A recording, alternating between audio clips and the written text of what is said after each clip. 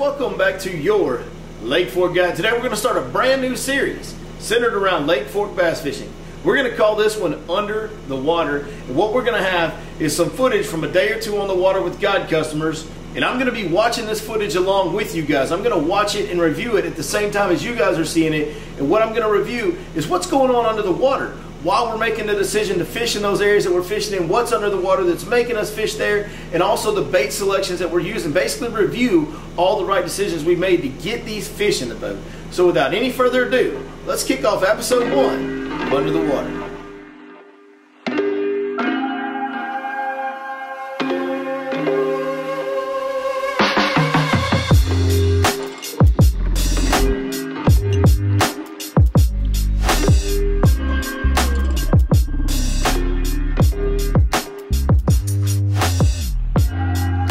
Well, I'm excited to get this series started. I think it's going to be kind of a new take on what we do here at Your Lake Fork Guide. We really like to be educational. We really like to try to help each other catch more and bigger fish. It's what we've set out to do. Share fishing information more in depth than anybody else has ever been willing to. And we were kind of one of the first people, maybe the first people, to go as far in depth as we did on the technique instruction. We didn't hold anything back from any way we rigged the bait, retrieved the bait. We've always really strived to keep every little secret out there with you guys and really share the details that for years in fishing the culture was against sharing. We wanted to go ahead and break that mold, and I think we've done that pretty well. And to me, this series is just another way to continue that theme, so to speak. I haven't seen too many. I don't know that I've honestly never seen anybody do a video like this. This is just an idea. I've been racking my brain trying to come up with ideas of how to make better content, and I've never seen anybody sit down and review the footage live while it's playing and talk about those fish catches the way we're fixing to do right now. Now, as I said, this is going to be centered primarily around Lake Fork bass fishing. Most of the footage and most of the clips that you're going to see in this series are going to be from Lake Fork. When we're on other lakes, I will let you guys know when we're on other lakes. There is times on guide trips and whatever have you where we end up on other lakes. We may end up on a smaller lake because it's windy. The bite on Lake Fork may just be off. In the wintertime, we might go to a heated power plant lake. We're going to go wherever we think we can put customers on fish the best that the customer is interested in fishing. So that being said, not every single shot is going to be on Lake Fork. In fact, today's video, most of the fish catches you'll see will be on Lake Fork, but one half of a day where it got extremely windy for the afternoon, we did trailer off of Lake Fork and went to a smaller lake. So let's go ahead and dive into these fish catches. Let's show you guys some fish catch footage, and I'm going to talk you through what's going on under the water and why we're picking those areas and how we're catching them. Starting off, we got a live sonar catch. You see me throw the bait out there. I'm going to reel the jerk bait up. I'm looking down at my screen, waiting to see my jerk bait. I see my jerk bait.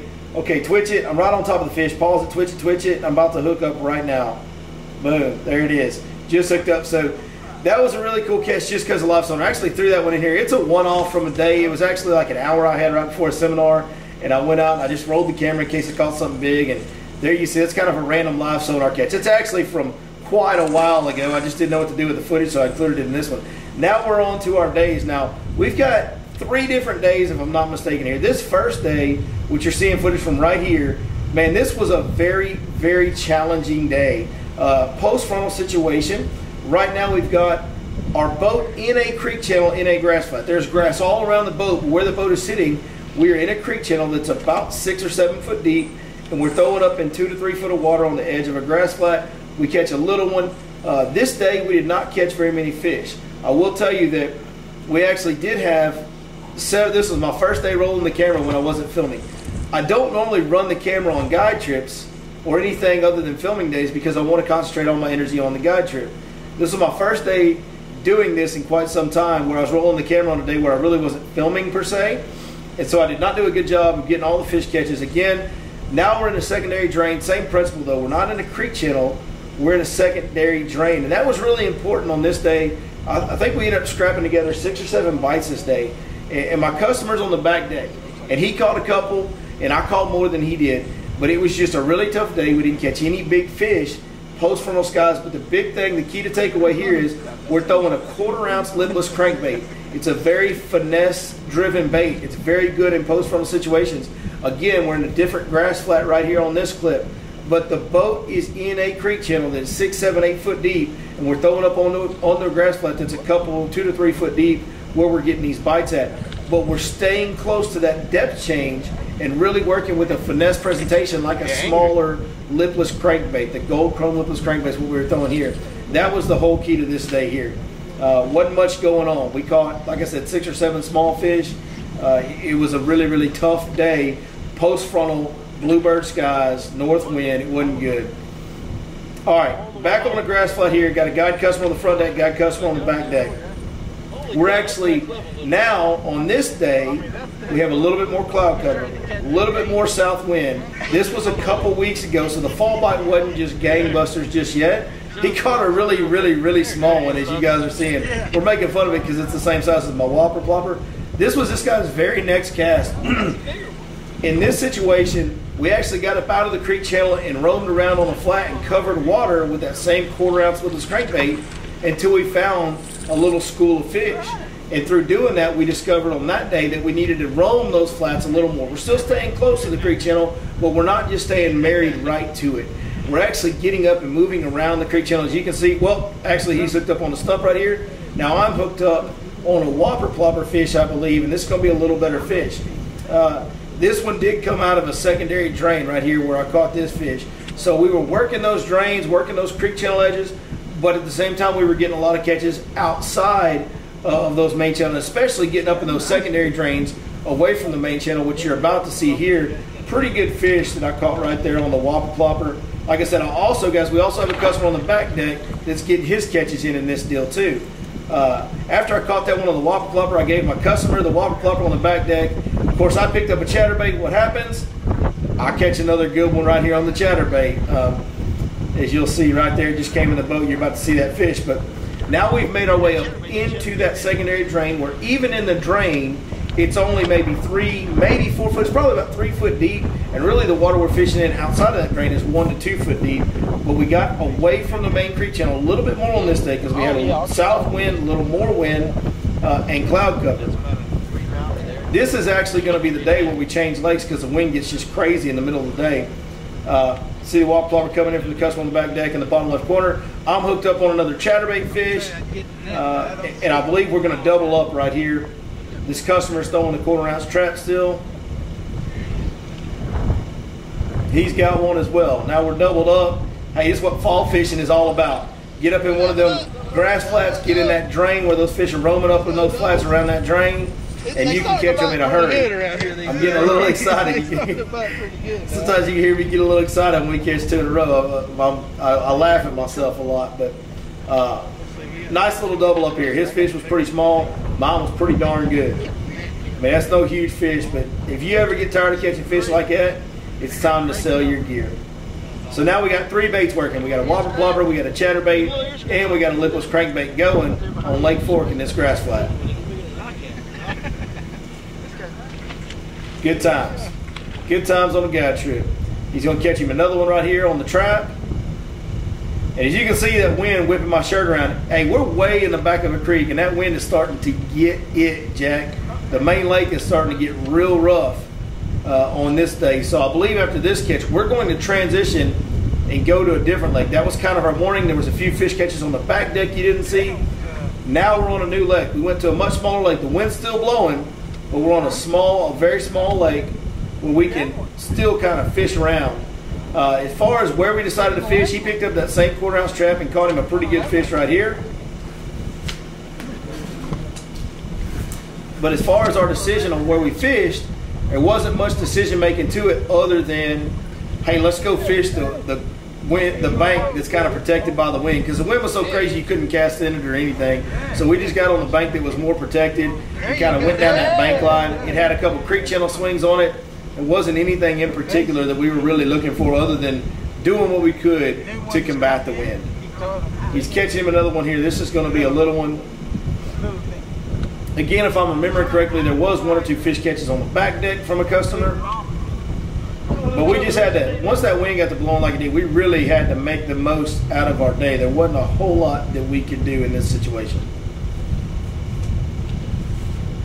Small lake, I know of a rock pile. You guys have seen me film on these rock piles. Went down there, tried that out. My man catches him a little one on a jig right here. Rock piles weren't really happening that day, man. It was really hard to fish them with that wind blowing. You couldn't feel your bait very good at all. And that's going to be the end of that day.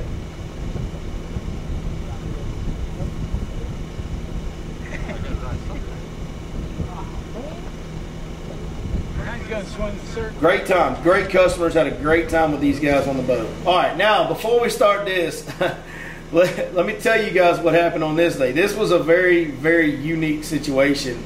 This was actually this past Wednesday. If y'all remember, we had some bad storms roll through all of East Texas Wednesday morning, and they kind of hung around Lake Fork till about lunchtime. My customer that morning, his back was hurting him real bad. He decided, man, I don't want to go out and deal with this weather. My back's hurting. Let's just reschedule. That's fine with me, no problem. I never want to take anybody out that's not feeling great about going out. So we rescheduled to another date. Me being who I am, though, as soon as the rain stopped, I took my boat to the lake and went out anyway. The wind is going to end up picking up, but right here after this storm right now, as you can see, it's about to be dead calm. Now, something unique happened. As I pulled my boat into the parking lot of Lake Fork Marina, a gentleman approached me. He's a viewer of the channel. He's a fan of what we do here at Your Lake Fork Guide. He came up and introduced himself. I was glad to meet him.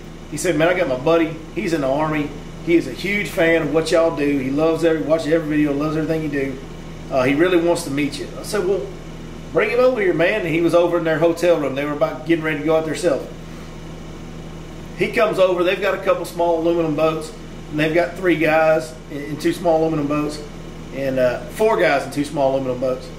And so I'm fixing to go out, and they're kind of asking me about the fish, and I said, well, man, y'all just follow me. You know, my guide customer didn't want to go out today because of the weather and everything, so you guys just follow me, and I'll show you a good area of the lake to fish, and we'll all go have a good time, kind of fish around and go catch some. And that gentleman that was in the Army was trying to get me to put him in my boat to pay him, or for him to pay me for a half-day guide trip. I said, no. I said, man, come on. I said, I'm going to have to leave early. I've got soccer practice with my kids. I can only stay out for about 2.5 hours tops. That's all I got.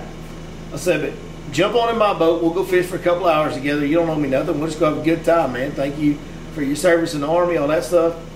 So there's a gentleman on the back deck of the boat. You may hear him a little bit. You're going to see him catch a fish towards the end. His name's Mike. But that's kind of how this deal came about. I only had a couple hours. I decided to roll the cameras. We're in one of the same grass drains you saw us in on the last video. You'll probably recognize the backgrounds in here. Again, this was a day we had a front blow through that morning, but the cold front hadn't come through yet. We're kind of here as the wind is about to change direction. If you know anything about bass fishing, that's a real good time to be there.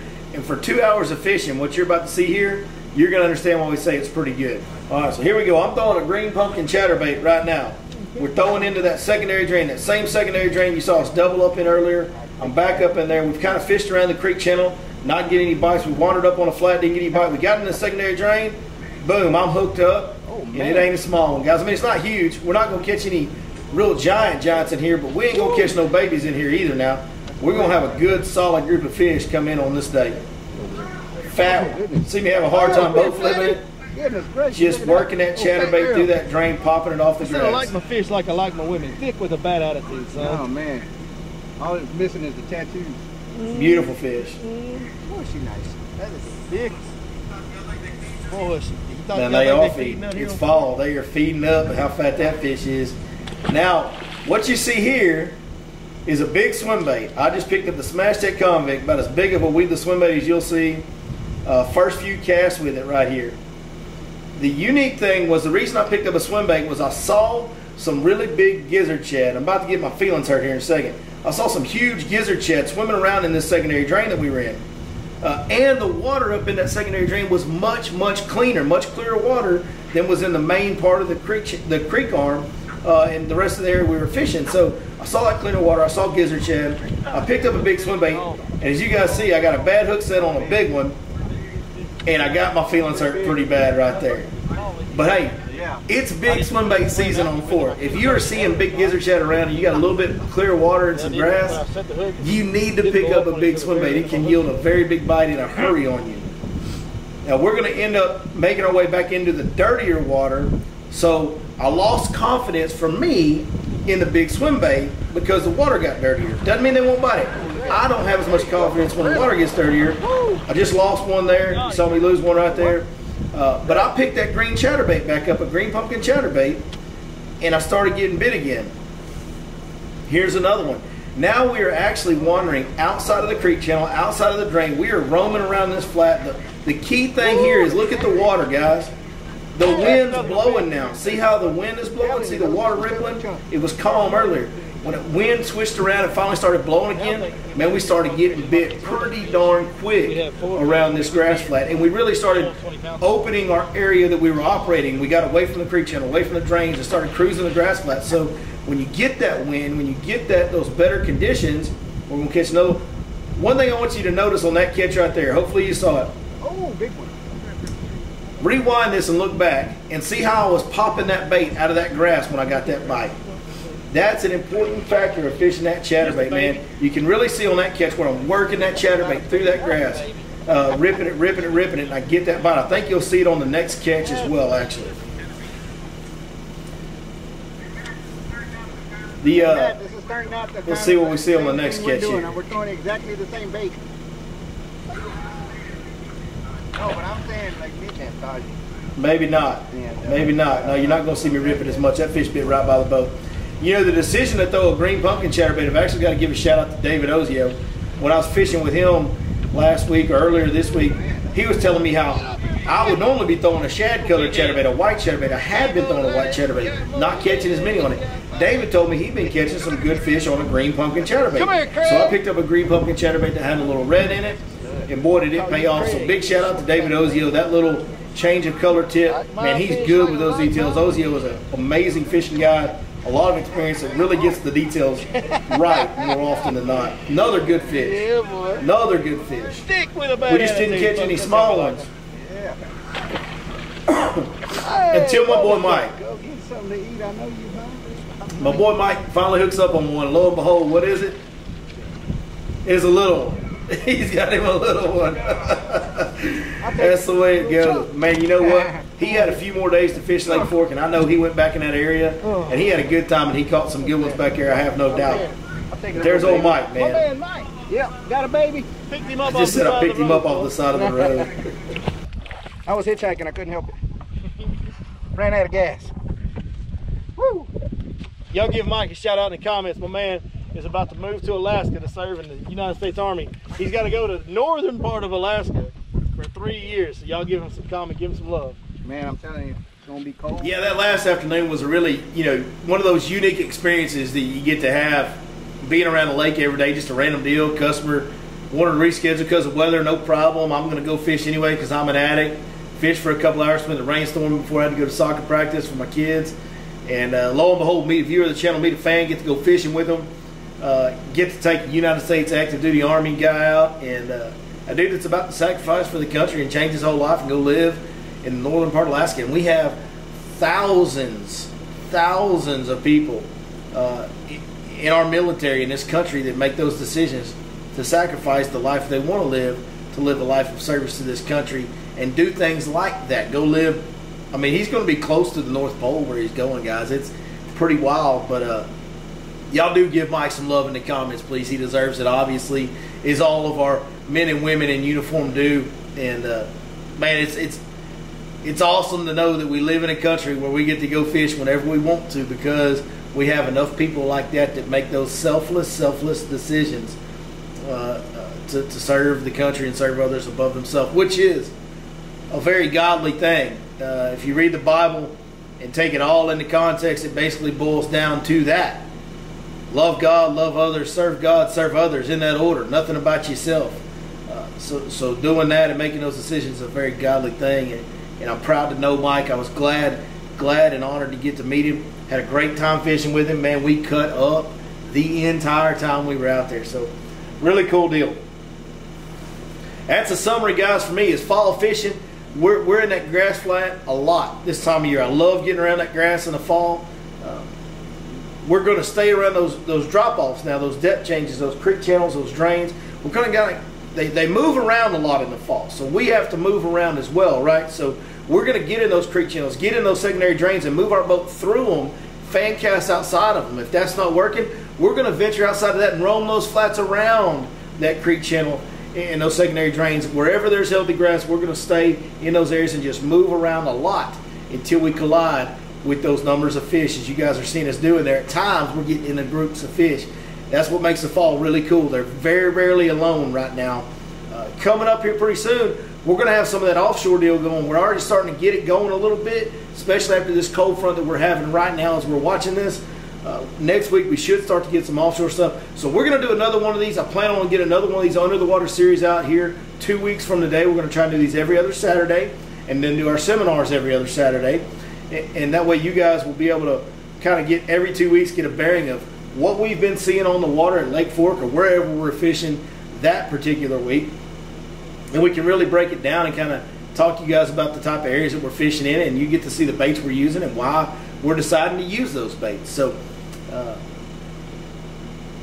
it's a new idea. We'll get better at it. I'm sure I felt really rushed talking through all that. I may need to edit those fish catches where I have more time to talk in between because I felt really rushed. So we'll get better at this going forward. We'll make this a recurring series, and it should be a good tool for even myself to look back on and hopefully for you guys to watch throughout the year, throughout the seasonal patterns, just to kind of keep up with what's going on under the water, right? So that's the whole deal. We're going to try and do that. So, hey, man, thank you guys so much for watching. As always, you guys saw us catching some fish on some great baits. We're throwing that chatterbait this time of year. I love throwing a paddle tail. I really like throwing the 6 cents Divine swim bait as a paddle tail on those chatterbaits. You saw us, one thing you didn't see, Mike actually, the guy on the last day, he lost a big one on a frog, just kind of user error, didn't get the hook in him very good, but had a big one hit the 6 cents Vega frog.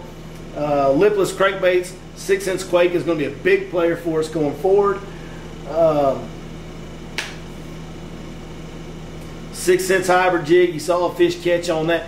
Point is, we got all these great baits. 6 Cents Fishing makes so many great baits for the fall and winter. Y'all just stay up with us, keep up with what we're using. Go over to 6centsfishing.com to order anything you need from them. When you do, be sure you punch in the code Your Lake Fork Guide. You'll get a 10% discount on all orders. Thank you guys one more time so much for watching and everything that you've done to help me and allow me to live just a dream life that I could have never have dreamed of before, y'all. I owe it all to y'all. Thank you very much. We'll see you next time right here on Your Lake Fork Guide.